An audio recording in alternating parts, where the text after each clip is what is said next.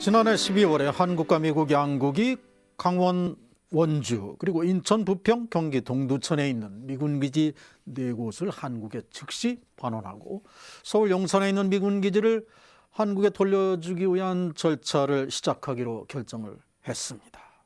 자, 원주에 2곳이고 부평 1곳, 동두천 1곳인데 그런데 이 4곳은 오염 정화 책임을 둘러싼 의견 대립으로 반환이 지연돼 왔던 곳입니다. 자, 관련한 얘기 녹색연합 신수연 팀장을 연결해서 알아봅니다. 팀장님 안녕하십니까? 네, 안녕하세요. 네. 자, 우리나라 미군 부대 반환에 합의한 곳도 있고 이미 완료한 곳도 있을 텐데요. 현황이 어떻습니까? 네, 지금 미군기지 재배치 사업이 2003년부터 진행 중에 있습니다. 네. 전국에 흩어져 있는 100여 개 기지 중에서 80개 기지를 한국에 반환하고 성택과 대구 권역에 이제 기지를 집중시키는 작업이 진행 중인데요. 네. 지난 12월에 부평, 동두천, 원주 이 4개 기지가 반환돼서 현재 56개 기지가 반환이 되었고 아직 22개 기지가 반환을 앞두고 있는 상황입니다. 그러면 이 반환이 완료된 지역 가운데 이 오염도 확인된 지역이 상당수일 것 같은데 어느 정도나 되는지 혹시 통계가 나왔나요? 네, 그동안 반환된 기지 중에 이제 대부분이 기름 오염이 심각한 상태인데요. 네. 이번 반환 전에 2015년에 동두천에 캠프캐슬이라는 기지가 반환됐고 부산에도 DRMO라고 해서 각종 폐기물이나 이런 것들을 처리하는 기지가 반환이 됐었는데 네.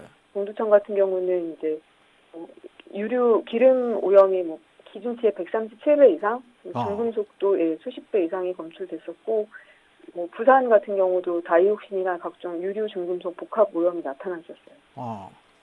부평 같은 경우는 어떻습니까? 부평은 최근 한 1, 2년 사이에 계속 논란이 좀 심각한데, 네.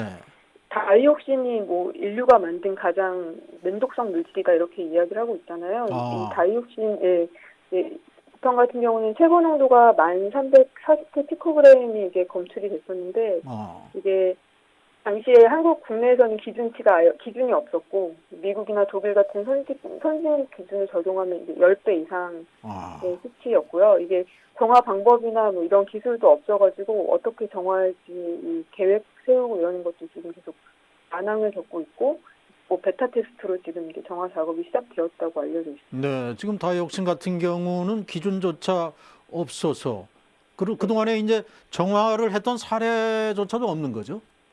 네, 그래서 이제 해외 사례를 확인하고 다시 기준도 다시 만들고 그런 작업들이 지금 이루어지고 있어요. 네, 유류라든가 중금속 이런 것은 검출 사례가 있는데 그럼 다이옥신이라는 건 얼마나 치명적인 것이라고 하셨습니까? 통상적으로 한번 다이옥신 이제 오염이 되면은 식물이나 자연적으로 이렇게 사라지거나 하지 않고 있기 때문에 특히 이제 미군 기지 같은 경우는 반환 이후에 각 공원이라든가 공공시설로 전환되는 경우가 많거든요. 네네. 그렇기 때문에 이것이 명확하게 정화가 되지 않으면은 이제 이것을 이제 사용할 공중에게 특히 공원으로 사용이 되는 공간 같은 경우는 이제 건강에 위해성이 있기 때문에 그 부분이 좀 염려가 좀 큰 편입니다. 네. 자, 이렇게 원주나 부평, 동두천의 미군 반환 기지가 완료된 것은 그동안 그 지역 주민들이 빨리 좀 반환해라 이런 요구도 반영이 됐을 텐데 막상 그러나 지금 동두천이나 부평처럼 거주지와 가까운 이 기지 이곳은 지역 주민들의 생활에도 상당한 문제를 만들지 않겠어요? 이 오염 상태가?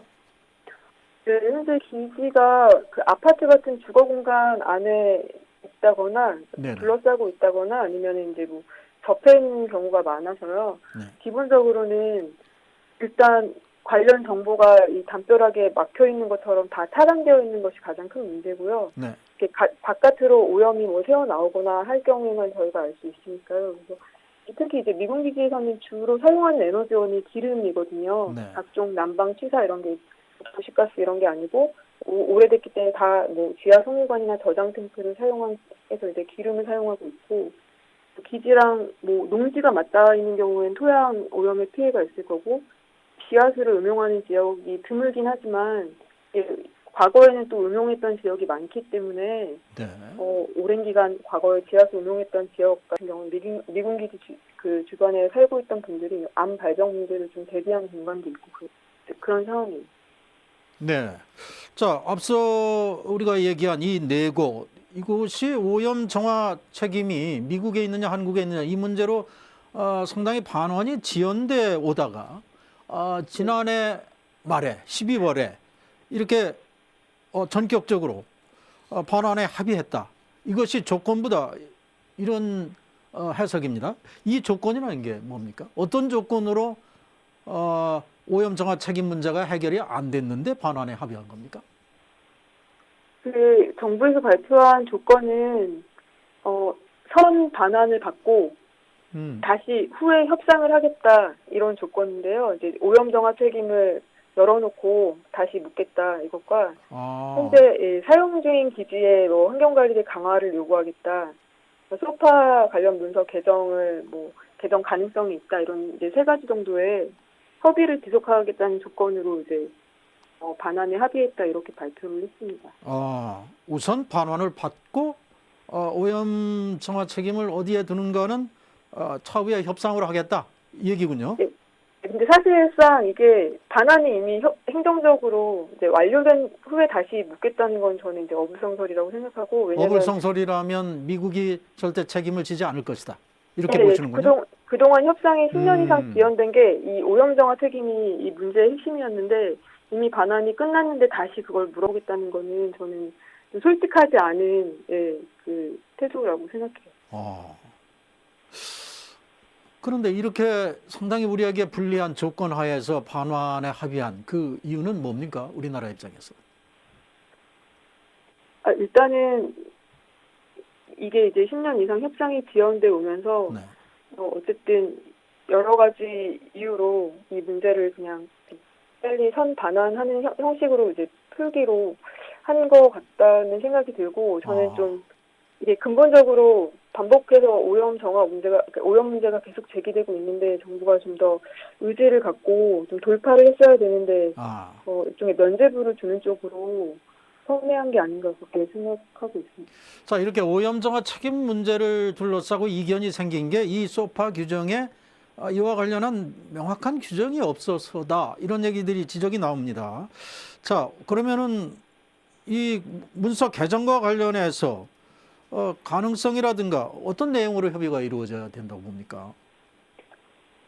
일단 그러니까 한미주둔군 지휘협정에 합의 의사록이라는 곳에 이제 한국의 환경 법령이나 기준을 존중한다라는 규정이 있는데, 네, 존중한다라는 건 통상적으로 이제 이런 법이나 제도나 협상에서는 의미가 없고요. 준수한다라고 내용을 변경해야 미군 측에 어떤 책임을 물을 수 있는 상황이고요. 또 정화 기준 및 정화 책임에 대한 어떤 항목이 있긴 있어요. 네. 현재 그 소파 문서에 있는데 이제 특별 양해각서라는 부속서에 있는데 거기에 보면은 어떤 항목이나 기준치가 아니고요. 네. KISE 키세 조항이라고 저희는 이야기하는데 인간 건강에 대해 잘 알려진 급박하고 실질적인 위험에 해당하는 경우는 미군이 책임진다 이렇게 되어 있어요. 근데 미군 측의 입장은 그 어떤 오염 수치가 나오더라도 이 키세에 해당하지 않는다라고 계속 주장을 하고 있는 거죠. 그래서 이 조항을 명확하게 위해성 평가가 얼마 이상인 경우나 혹은 유류나 중금속이나 다이옥신류는 얼마 이상이 검출될 경우에 미군 책임진다 이렇게 바꾼다면 이것은 좀 문제를 좀 해결할 수 있는 해법이 될 수 있다고 생각합니다. 그러니까 오염 수치가 어느 정도여야 급박한 오염의 요소가 되는지를 네. 한국과 미국의 해석이 서로 다르군요. 네네. 그러니까 미국 측은 그것이 위험한 수준이 아니다 이렇게 보는 거군요. 네, 그래서 그게 국내나 미국의 기준도 적용하지 않고 있고 무조건 이제 그 급박하고 실질적인 위험이 아니다라고 이제 주장하고 있는 상태고요. 그럼 앞서서 반환이 완료된 곳이 26개 미군 기지가 있다고 그랬는데 그러면은 미군이 이 정화 비용을 부담한 곳은 한 군데라도 있습니까? 없습니까? 네, 없죠. 전혀 아무 데도 없다. 네. 자, 그래서 이 정화 비용이 천문학적 숫자이기 때문에 엄청난 비용이기 때문에 의견이 접근되지 않는다 이런 얘기가 있습니다. 어느 정도의 비용이 드는 겁니까? 이것을 완전 정화하는 데는? 현재 최근에 반환받은 4개 기지 같은 경우에 이제 아까 말씀드린 다이옥신이나 기름, 뭐 중금속 복합적인 오염이 나타난 부평 같은 경우는 네. 지금 두 구역을 합쳐서 지금 한 800억 정도를 800억. 네. 네. 그리고 이제 다른 원주나 아니면 동두천 기지 합쳐서 지금 4개 기지의 정화 비용 한 1,100억 정도로 추산하고 있다라고 밝힌 바가 있어요.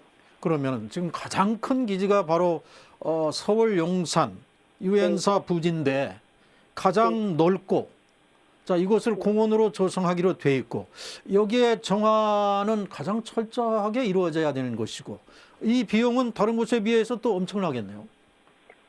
네, 그렇게 예측하고 있습니다. 서울 용산 기지 같은 경우는 이제 서울 정중앙에 있고 한 80만 평 이상의 부지여서 이곳이 공원이 된다면 서울에 남은 마지막 대규모 녹지 공간으로 조성될 것이라고 이제 모두들 기대를 하고 있는데요. 네. 사실 그동안 모든 미군 기지 중에 가장 또 오염 사고가 많았고 기지 전체 광범위하게 다 오염 사고가 있었던 곳도 용산 기지여서 이게 정말 생태를 주제로 한 국가공원을 조성하겠다는 계획이 있는데 그